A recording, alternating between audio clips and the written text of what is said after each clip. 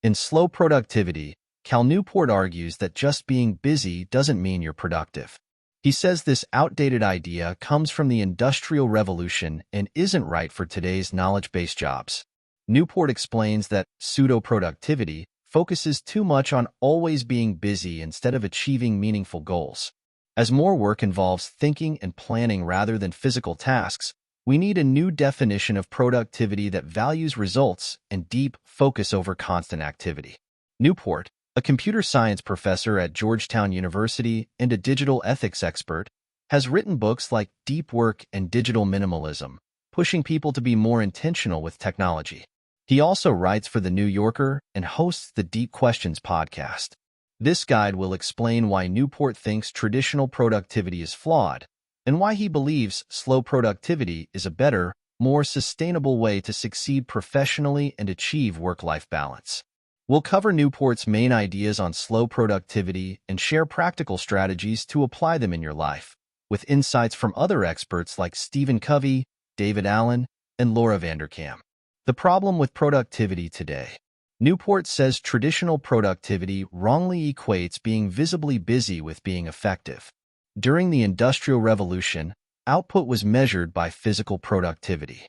Now that many jobs involve creating ideas and strategies, organizations still use visible busyness to gauge productivity because they lack clear measures for knowledge work.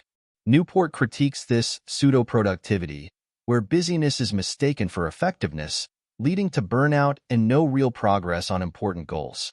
He believes productivity should focus on meaningful outcomes, not just completing a high volume of tasks. An alternative, slow productivity.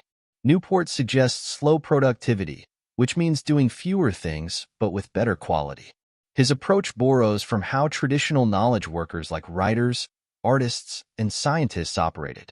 For instance, Charles Darwin took over 20 years to compile data and refine ideas for his groundbreaking work on the origin of species. Slow productivity helps modern workers by valuing meaningful efforts over speed and quantity, leading to real productivity and less overwhelm. This approach aligns with reducing cognitive load, where focusing on fewer tasks with depth can decrease mental fatigue and increase clarity. Key principles of slow productivity. 1. Do less. Newport says focusing on fewer, essential tasks improves quality and creativity. By doing less, you channel your resources into activities that truly matter, avoiding burnout and low-quality work. In a structured workplace, implementing slow productivity might require discussing job expectations with supervisors and adjusting workflows. Authors like Laura Vanderkam and Greg McKeown recommend strategic scheduling, setting boundaries, and focusing on peak productivity times. How to reduce your workload. To negotiate a lighter workload, start by assessing which tasks are essential. Prepare evidence showing fewer tasks can lead to better results. Suggest solutions like delegating, and emphasize benefits like improved morale and reduced burnout. Choosing fewer big projects. Pick a few key projects to avoid spreading yourself too thin. Mathematician Andrew Wiles exemplified this by dedicating years to a single task, proving Fermat's last theorem through focused effort. Ensure you only take on projects you can realistically manage by establishing clear evaluation criteria. Streamline tasks. Streamline smaller tasks that come with big projects. Automate routine activities to save time, such as using email filters or project management tools. Select technology tools wisely to aid productivity without adding distractions. Be smart about what you take on. Cal Newport suggests that not all small tasks should be treated as equally important. He recommends using two lists, one for new ideas or tasks, holding tank, and one for tasks you're handling now, active list. This system helps you evaluate your workload before moving on to new tasks. To prioritize tasks, you might also consider the Eisenhower matrix. This divides tasks into 4 categories. 1. Urgent and important, which need immediate attention. 2. Important but not urgent, which can be scheduled for later. 3. Urgent but not important, which should be delegated. And 4. Neither urgent nor important, which should be eliminated. This system helps you focus on what's crucial, make plans, delegate smartly, and cut down on time-wasting activities.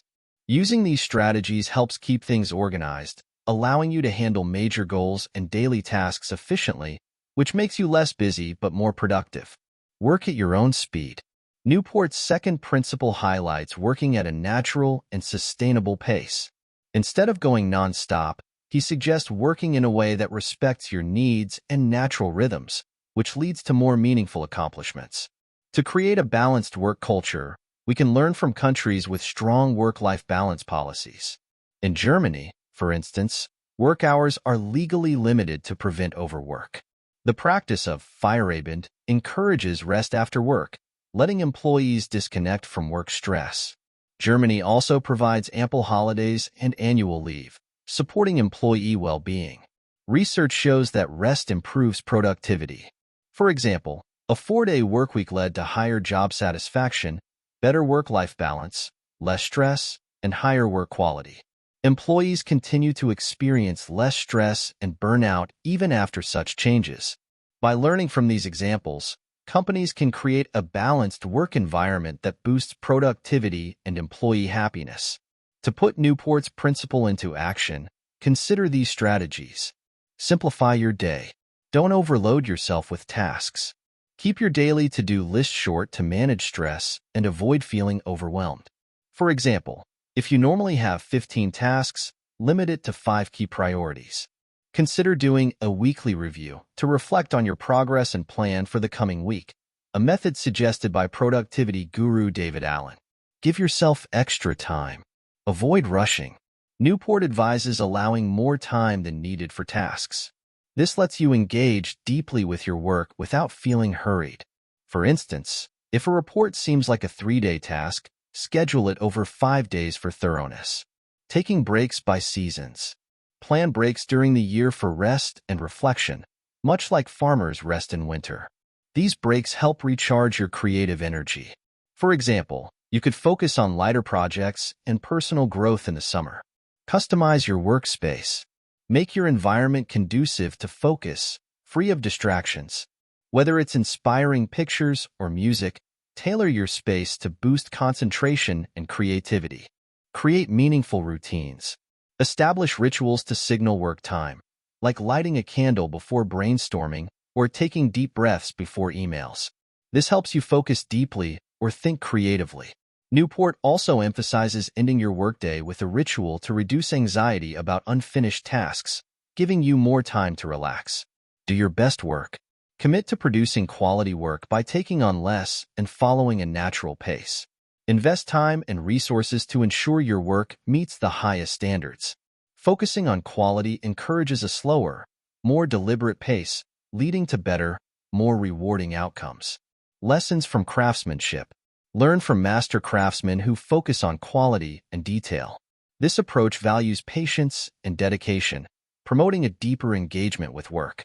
For example, famed violin maker Antonio Stradivari exemplified this by carefully selecting materials and innovating designs, resulting in celebrated violins.